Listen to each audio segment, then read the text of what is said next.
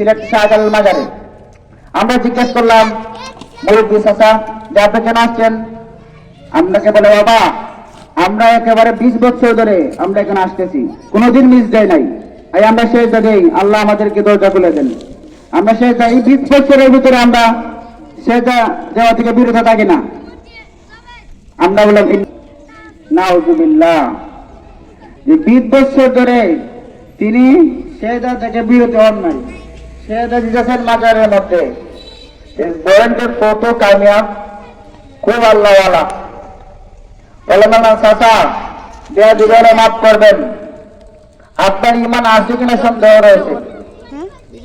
আপনি 20 বছর ধরে এই বাবার দরবারে সেজদা দেন, দাড়ি ফেটে গেছে, আজ না কাল মরবেন, এটার কোনো গ্যারান্টি নাই, কিন্তু আজ আপনি শিরকের মধ্যে লিপ্ত।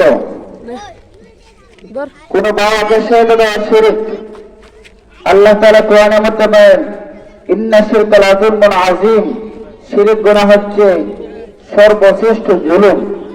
এই দুনিয়ার মধ্যে নিকৃষ্টতম গুনাহ হচ্ছে শিরক। আল্লাহ তাআলা শিরক গুনাহ মাফ করবেন না।